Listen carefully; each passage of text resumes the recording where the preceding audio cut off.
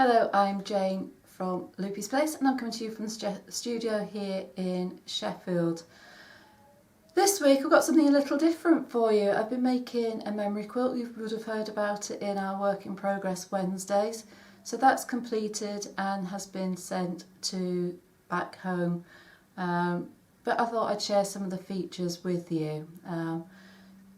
Keeping the character of the clothes I think is important, and as I'll explain as we go through some of what we've kept on the quilt, I'm hoping that it will reflect the personality of the person that it was made in memory of.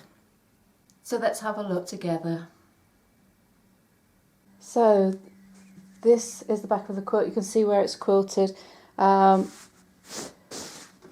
This quilt I have combined some traditional blocks with the clothes. When I was asked to make this, I was asked to keep certain parts. There were certain parts of different jumpers that were special and they needed to be included. Because of the way that the t-shirts and jumpers were made, it meant that for some of them it was a large area of the item of clothing that I needed to keep.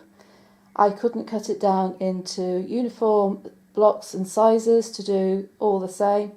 And actually I quite enjoy doing blocks like quilts like this where they all have different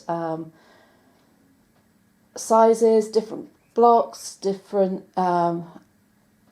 bits from the clothes that add to the personality of the quilt, that hopefully reflects the personality of the person that it's been made in remembrance of. So the blocks that are made up using logos from t-shirts and sweatshirts, jumpers as the centerpiece, and they go throughout the quilt. It's the first time I've actually used a football scarf in a quilt, so that was an important part.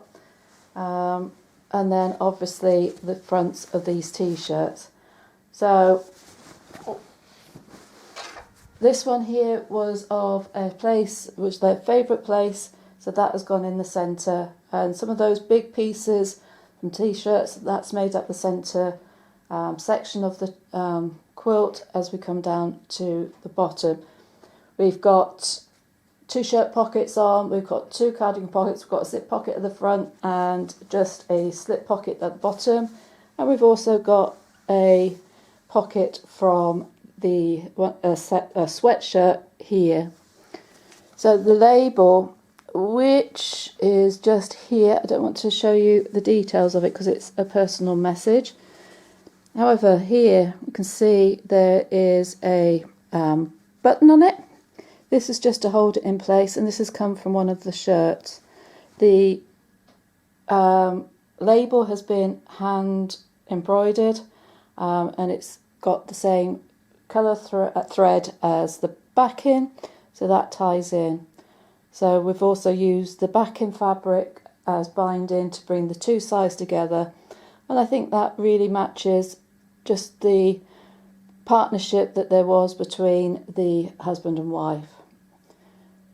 So this one is ready to be going home. So I've done a video with some hints on how to look after it. Look forward to seeing what they do. I'm looking forward to seeing the next one. Well, I hope you enjoyed that. If you want any more details on the memory quilts that I do, I'll put the link in the details below where you can come through to the website and see some of the details of ones I've done before. I will be getting a blog post written up about this.